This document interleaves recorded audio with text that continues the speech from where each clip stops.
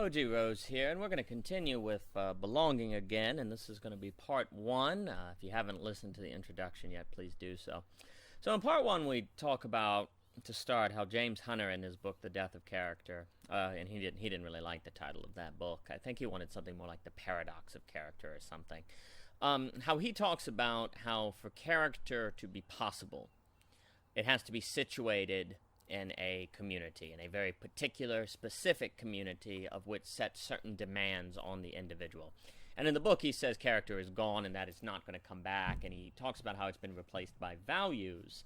But the problem is with values, they don't carry any sort of demands of the individual. They're nice things to do. It's not to say that values are bad, but they don't necessarily have the same power as character because they don't put restrictions on the autonomy of the individual who is situated in a local community. And, the reason character's gone is because globalization, pluralism, there's a lot of things. People go to college, they don't come back home. Local communities have weakened, and they've also weakened their authoritative bind on people. And there's arguments to be made that can be linked up with the loss of religion.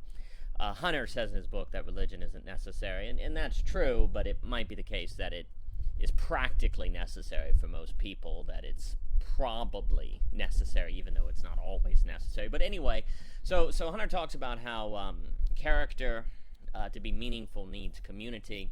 But what's interesting is I want to contrast this also, though, with Hannah Arendt and the banality of evil, mostly using an essay called The Grossly Misunderstood Banality of Evil Theory with Ada Urspis, if I'm pronouncing that correctly. And what he talks about is how a lot of people think the banality of evil means that evil is trite, that evil is kind of weightless, that it's kind of weak.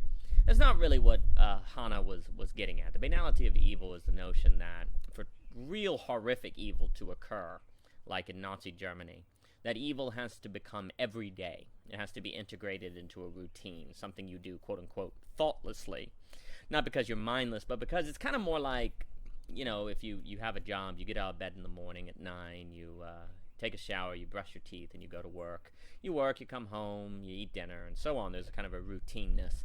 So likewise, evil has to get integrated into an everydayness. And, she comes up with this theory watching the trial of Eichmann, who was just very adamant that he was doing his duty, that he didn't do anything wrong. And, I think he was like a used vacuum salesperson or something, and where he didn't really think about what he was doing, or so he claimed, as being evil, but he was just following orders. He was just doing what he did every day. And so there's a kind of banality to that horrific evil. And so the interesting thing is that if Arendt is correct, assuming she's correct, is that the same conditions that make character possible in a meaningful way, it puts restrictions on the individual and certain demands, which, as the introduction talked about, we don't like. There's a real emphasis on freedom. The conditions of which make possible that character, and also, as I'll argue, belonging, are simultaneously the conditions of which make possible this banality of evil, this horrific evil. So maybe we're better off, maybe we're better off not to have character anymore, belonging, because that also seems to decrease the likelihood of this banality of evil. Or, stuff like the Stanford Prison Experiment, although I know some new literature has come out questioning that, the Milgram Experiment, the Conformity Experiment, all these different famous psychology experiments you hear about how authoritarianism takes over. What the paper will say is that it's kind of like maybe we can't have Bonhoeffer anymore, to use an example of a charactered individual, but we also may not have to worry about Hitler anymore. So maybe that's a good trade-off. Maybe we shouldn't long to belong again, because without it we might be better off. But the paper will explore if it's really so simple, and go on from there.